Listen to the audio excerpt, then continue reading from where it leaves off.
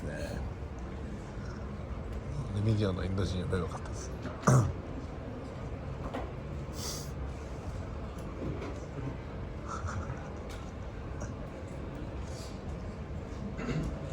Good morning, everyone.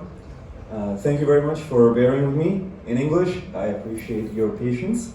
So my name is Rohan, and I represent We Inc. We are a Tokyo-based Japanese medical device startup, and thank you very much for your attention.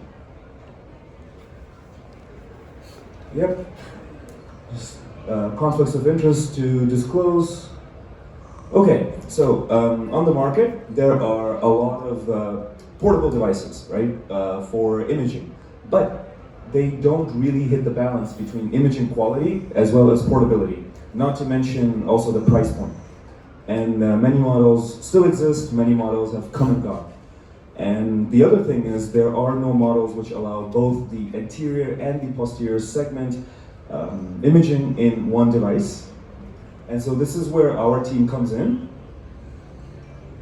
Yep, so we have the Smart Eye camera, which essentially is a pocket-sized, smartphone-based slit lamp microscope.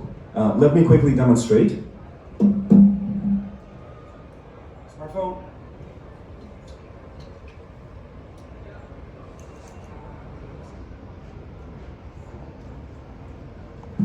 So that's for the anterior segment. There are also versions for the posterior segment. One of them is this.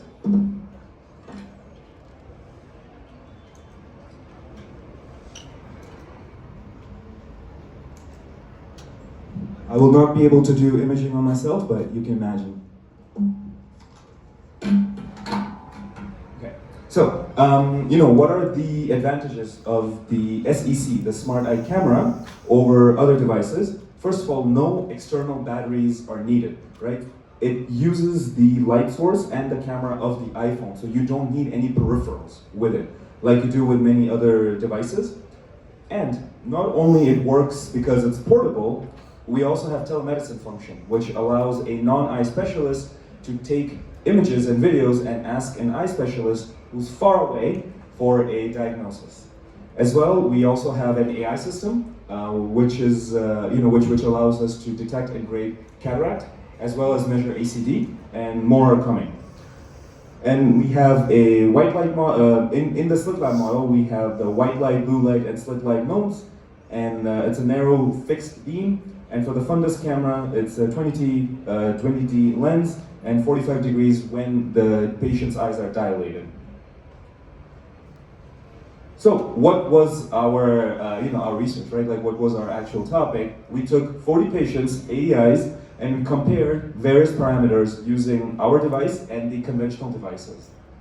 And you can see here on the pictures as well. This is one of my colleagues performing. So what did we compare? We compared the TVT, we compared the myobian gland dysfunction, hyperemia, cut to disc, Keith Wagner, and She's classification. So for results, one patient was excluded, unfortunately, because they did not adhere to the protocol as it happens. We performed a lot of safety tests before too. You can see the full list here.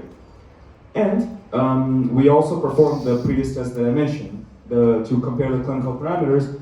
In both of these cases, we did not find any significant changes, no statistically significant differences. And the correlation was very strong, and so were the kappa values. Here are our results in detail. Yeah. And here are some examples of the images that are possible with the Smart Eye camera. So overall, the effectiveness is very comparable, right? It does not show any statistically significant differences, and there are no adverse events. And it's an incredibly reliable diagnostic tool. I myself use it in my outreach community screening programs, and it does not compromise on diagnostic functions. Now, the disadvantages are that the slit is fixed, and we can't really change it. The other thing is also right now the AI is only for detecting and grading cataract and measuring the anterior chamber depth. we are developing more are coming for corneal opacity, hyperemia, many more. And other than that, the SEC does prove to be a valuable tool with a balance of image quality, portability, and of course price point. And it can be used in a variety of settings. On the bottom, I have cited some papers that we've also published. And yeah, that's pretty much it on my behalf. Thank you very much. Let me know if you have any questions.